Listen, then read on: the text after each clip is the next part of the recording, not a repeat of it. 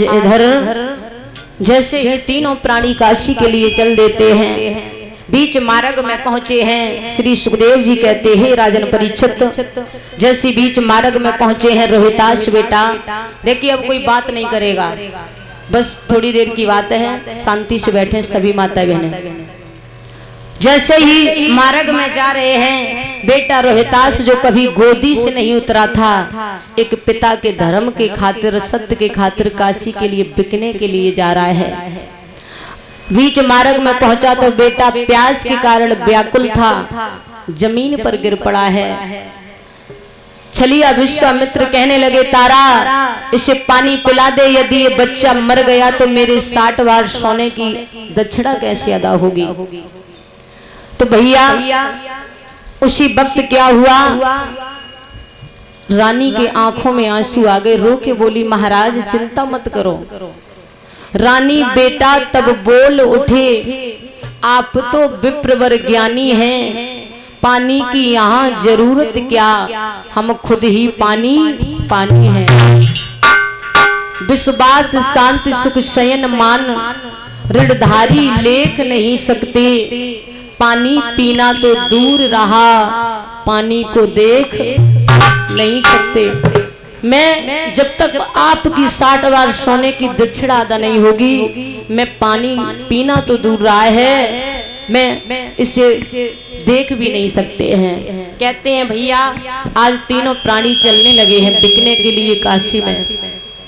कहते हैं और ये 21 रुपये हमारे भैया लालू डॉक्टर जी निवासी गौरी से आए हैं, बड़ी दूर से आके सम्मानित किया है सभा में। किसी भी जगह सम्मान कम ना हो, यही आशा विलासा है। तो कहते हैं आज जैसी काशी नगरिया में पहुंचे हैं, विश्वामित्र आवाज लगा रहे हैं, हे काशी के लोगों, 3 प्राणी बिकने के लिए आए हैं और इनकी कीमत अनमोल है, जिस किसी को भी खरीदना हो वो खरीद सकता है। समय की बात है, वक्त इंसान का सम्मान करा देता है, वक्त इंसान का अपमान करा देता है। और ये 101 रुपये हमारे भैया रघुनाथ सिंह की तरफ से भगवान के चरणों में आए हैं। सुख और शांति बनी रहे, यही आशा और अभिलाषा है भगवान से, किसी भी जगह सम्मान कम ना हो।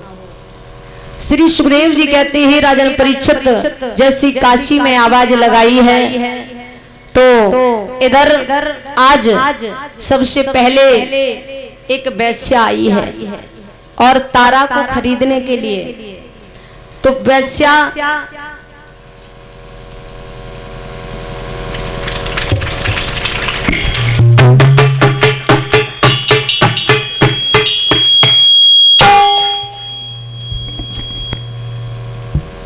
और ये 101 रुपये और एक माला डाल करके सम्मान किया हमारी भाभी जी निवासी गौरी। इन्हीं भैया के यहाँ पर हम कथा कह गए थे, 2016 में आए थे गौरी में। तो भैया और भाभी ने आके सम्मान किया है, किसी भी जगह सम्मान कम ना हो, यही आशा अभिलाषा है। हाथ धर्म की ओर बढ़ते रहें। प्रेम से बोली वृंदावन बिहारी लाल की जय हो। कहते हैं जैसे ही वेश्या आई है लेने के लिए तो तारा ने हाथ जोड़े हैं, ब्राह्मण विश्वामित्र से मेरा धर्म बिगड़ जाएगा, मुझे वेश्या के हाथ में मत बेचो। कहते हैं थोड़ी देर में ही एक ब्राह्मण आया है, उसकी धर्म पत्नी खत्म हो गई थी। उसने सोचा कि मेरी घर में कोई भोजन बनाने वाला भी नहीं है और इसे खरीद लेंगे। तो बोले इस स्त्री का क्या मोल है, बोले 20 बार सोना। 20 बार सोना लिया है विश्वामित्र ने और इधर तारा को बेच दिया है ब्राह्मण के हाथ में। जब तारा को लेकर के ब्राह्मण चलने लगे हैं तो कहते हैं रोहितास ने मैया के चरण पकड़ लिए, मैया मैं तेरे बिना एक पल भी नहीं रह सकता हूँ। तो भैया विश्वामित्र से कहा है ब्राह्मण ने इस बच्चे का क्या मोल है, बोले 20 बार सोना। दोनों को खरीद लिया है, 40 बार सोना दिया है, 20 बार तारा का, 20 बार रोहितास का। ब्राह्मण ने सोचा है ये घर का भोजन बनाती रहेगी, बेटा पूजा के लिए पुष्प लाता रहेगा। दोनों प्राणी बिक गए। अब हरिश्चंद्र को कोई खरीदने वाला नहीं है। कहते हैं सोच रहे थे हरिश्चंद्र महाराज, जाओ मरते मरते भी नर नारी को नहीं बेचते हैं, मैं ही एक ऐसा पापी हूँ अपनी मर्यादा तोड़ते हैं। वो सोच रहे हैं पूरा दिन हो गया कोई खरीदने वाला नहीं आया, तो क्या सोच रहे हैं। और ये क्या रुपया है, छोटा सा बच्चा, सुख और शांति बनी रहे। इस भरे शहर में कोई हमारा न हुआ, इस भरे शहर में कोई हमारा न हुआ।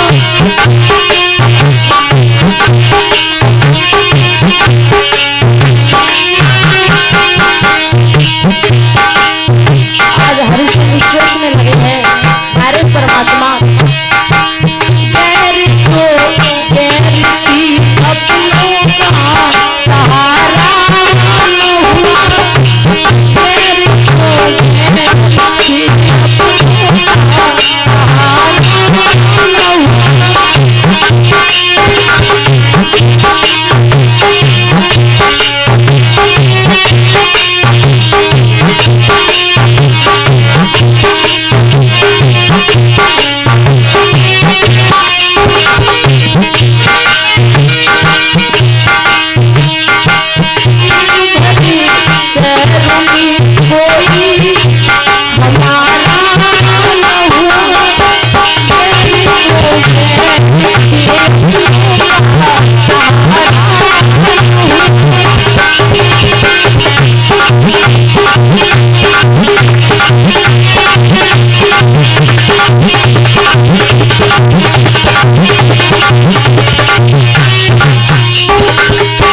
आज हरिश्चंद्र रोने लगे हैं। शाम हुई है तो एक कलुआ भंगी आया, जवाब दिया इस पुरुष का क्या मोल है। बोले 20 बार सोना, 20 बार सोना लिया है और हरिश्चंद्र को खरीद लिया है। कहते हैं इधर तारा ब्राह्मण के घर में भोजन बनाती है, हरिश्चंद्र मैतर के घर में पानी भरते हैं। कहते हैं धीरे धीरे समय व्यतीत हुआ। जब भोजन करने के लिए हरिश्चंद्र महाराज बैठते हैं तो छलिया विश्वामित्र एक बूढ़े से ब्राह्मण बन के महात्मा बन के पहुंच जाते हैं। कहते हैं बहुत तेज भूख लगी है। तो हरिश्चंद्र ने सोचा महात्मा जी आपको कितने दिन हो गए भोजन नहीं किया। बोले हमें 4 दिन हो गए। हरिश्चंद्र ने सोचा बाबा जी आप भोजन कर लो, हमें 2 ही दिन हुए हैं। कहते धीरे धीरे धीरे धीरे 27 दिन हो गए थे, हरिश्चंद्र ने भोजन नहीं किया, शरीर बहुत कमजोर हो गया। एक दिन जल भरने के लिए पहुंचे हैं। जब जल भरने के लिए पहुंचे हैं तो घड़ा को जल से भर लिया है, ताकत लगा रहे हैं लेकिन सर पर नहीं उठ रहा है घड़ा। बड़ी मुसीबतों का सामना करना पड़ रहा है। एक दिन वो वक्त था जिस दिन राजा थे, समय पता नहीं इंसान को कहां से कहां पहुंचा देता है। आज तारा भी पानी भरने के लिए उसी जगह पर पहुंची है।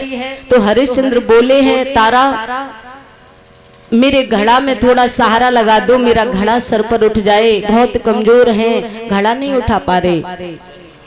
तारा बोली है महाराज मैं एक ब्राह्मण के घर में भोजन बनाती हूँ, तुम एक मैतर के घर में पानी भरते हो, मेरा धर्म बिगड़ जाएगा। मैं आपका घड़ा तो उठाना बहुत दूर रहा है, मैं आपका छू भी नहीं सकते।